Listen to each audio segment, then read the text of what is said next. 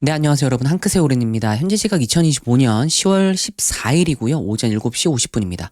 자, 오늘은 이더리움 차트 한번 보도록 하겠습니다. 자, 최근에 제가 이더리움 영상 올려드렸던 적이 있던 것 같은데, 자, 그때 이제 제가 이더리움 조정에 대해서 계속 말씀을 드렸었죠. 그때 이더리움 조정의 바닥에 대해서 제가 가격대를 말씀을 드렸던 적이 있는데, 이제 주말에 있었던 관세 빔이라고 우리가 이야기를 하죠. 요 관세 빔으로 이더리움은 딱 그 위치까지 도달을 하고 반등을 해주었습니다. 그래서 그런 내용들이랑 지금 현재 어떤 상황인지 이런 것들 한번 짧게 살펴보도록 하겠습니다. 그럼 차트 먼저 보실게요. 자, 이더리움 일봉입니다. 자, 이더리움 일봉 보시면은 제가 지난번에도 설명을 한번 드렸었는데, 자, 이렇게 한번 볼게요. 자, 이게 이더리움의 대빗각입니다. 대빗각. 자, 대빗각이라는 말은 무슨 말이냐면은 굉장히 오래된 빗각이라는 이야기예요. 메인이 될 수 있는 굉장히 오래된 빗각. 지금 보시면 2017년 고점과 2021년 고점을 연결한 빗각이고요. 이 빗각을 아래로 내려준 빗각입니다. 자, 이건 제가 좀 두껍게 표시를 해뒀습니다. 좀 중요한 자리라서. 자, 그래서 이더리움이 제가 영상에서도 말씀을 드렸었지만은 요 라인에서 물론 이제 여기서 그러면 한가님 이렇게 볼 수도 있지 않나요? 라고 말씀하실 수도 있어요. 물론 맞습니다. 그렇게 볼 수 있어요. 하지만 저는 개인적으로 요렇게 밑에서 그러니까 밑에서 올려 쳐주는 걸 좋아하거든요. 그러니까 즉 쉽게 말해서 물론 차트적으로만 보면 요렇게 갈 수도 있어요. 요렇게 갈 수도 있습니다. 하지만 최대한 많은 면이 만나는 부분에 빗각이 들어오는 게 좋습니다. 자, 그런 식으로 놓고 보게 되면요. 자, 이때가 이제 2023년 10월 13일, 14일 요런 언저리가 되겠네요. 자, 그러면 이제 요때를 잘 보면 이제 이렇게 볼 수가 있겠죠. 이때를 기점으로 보면 이렇게 볼 수 있습니다. 만약에 이렇게 놓고 본다면은 이 부분, 즉 마지막에 최근에 이렇게 이더리움이 지금 이때가 24년 12월부터 쭉 이렇게 흘러내리죠. 이 구간이 좀 어색합니다. 제가 바라봤을 때는 그래요. 제가 바라봤을 때는 그렇습니다. 보통 이렇게 밑에서 노크를 해주고 내려오게 되거든요. 큰 하락이 나올 때는. 자, 그래서 이렇게 밑에서 위로 노크를 해주고 이런 본격적인 하락이 흘러내려갑니다. 일반적으로. 그러면은 이 라인을 만약에 기점으로 놓게 되면 말이 되느냐? 말이 안 되진 않고 말이 되죠. 이런 데서도 지지 반등이 나오고 여기서도 저항이 나와주고요. 자, 그리고 나서 이렇게 좀 넘어와 보면은 요때 살짝 아래로 이탈한 부분이 있지만은 그 전에 이렇게 지지 반등을 해 주었던 흔적들도 있습니다. 여기서 노크도 해주었고요. 자, 이런 식으로 놓고 보면 이더리움을 대빗각 하단을 이런 구간으로 잡을 수도 있겠다라고 생각을 해볼 수가 있습니다. 그래서 제가 이더리움이 계속 이렇게 올라갈 때 이 자리를 노크해주지 않았기 때문에 높은 확률로 다시 내려올 수 있겠다라고 말씀을 드렸었어요. 계속 이거는 한창 올라가고 있을 때도 말씀을 드렸습니다. 그래서 올라가고 있을 때 이거 좀 보내주어도 될 것 같다. 라고 말씀을 드렸죠. 자, 그래서 결국은 이렇게 다시 내려오는 겁니다. 그래서 제가 그때 당시에 여러분들께 말씀을 드렸던 가격이 이제 이게 올라가고 있는 상황이었기 때문에 이걸 이제 정확하게 어느 가격이다라고 말씀을 드리기는 어렵겠지만 한 3,200 혹은 3,400대 안으로 들어오면은 조금 매수를 해봄직하다라고 여러분들께 말씀을 들어왔었습니다. 자, 그리고 정확하게 3,400대 진입을 했고 요 빗각 주변에서 이렇게 반등이 나와주었죠. 자, 그러면은 이렇게 질문하시는 분들도 계실 겁니다. 아니, 관세빔을 누가 알고 이렇게 예측을 하느냐? 이건 우연 아니냐? 라고 생각하시는 분들이 계실 수도 있어요. 물론 이제 이 뉴스가 붙어줬기 때문에 이렇게 빠르고 강하게 흘러내려왔기는 하죠. 그렇게 우리가 이해할 수 있는데 여러분들이 보시는 모든 코인들을 한번 이렇게 자세히 보세요. 이 관세빔으로 떨어졌던 요 라인이 정말 우연히 내려온 라인인지 한번 여러분들 잘 보세요. 전혀 근거가 없는 라인은 아니라는 걸 여러분들이 아실 수가 있을 겁니다.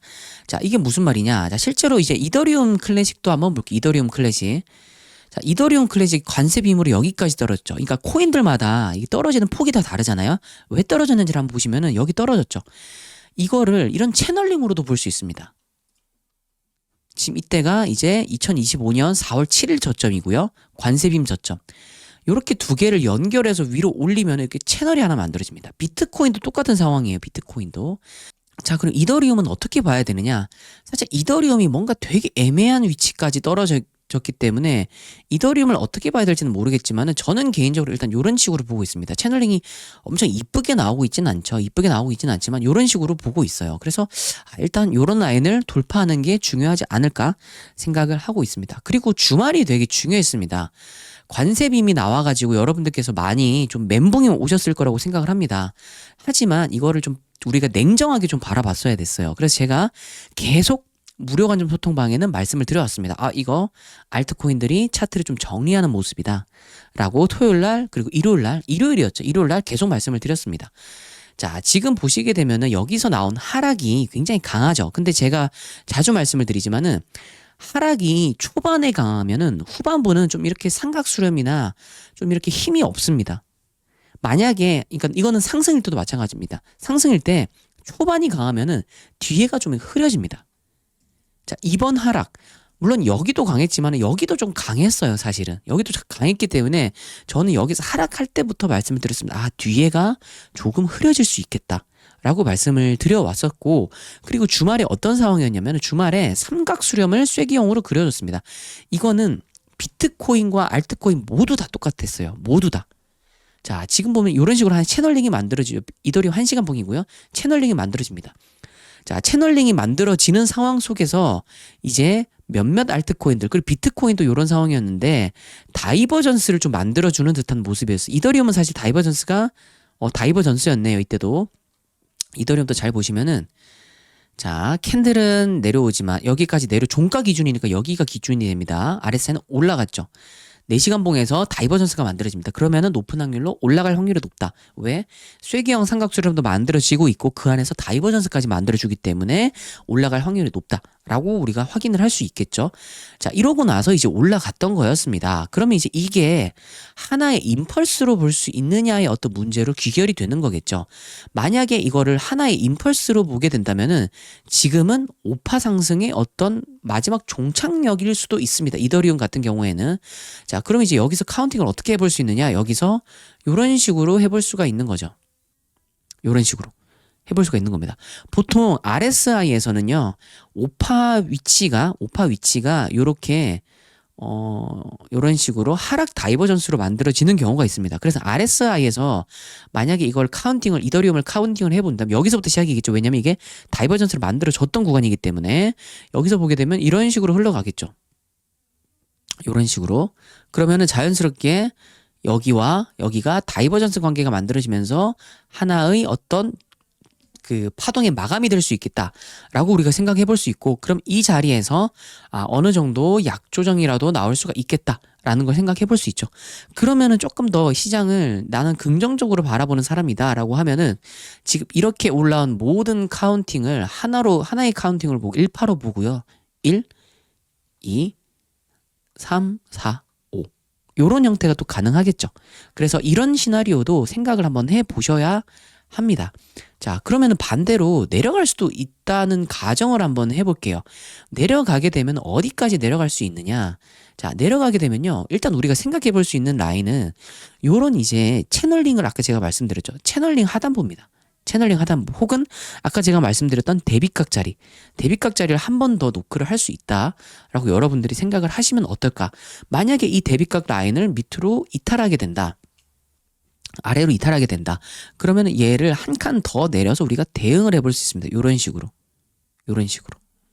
아까 우리가 그려놨던 요 대비각 아래에서 지지를 해줬던 구간, 그리고 이렇게 올라갈 때 노크를 이렇게 위에서 내려오는 듯한 모습이죠. 위에서 노크를 해주고 있죠.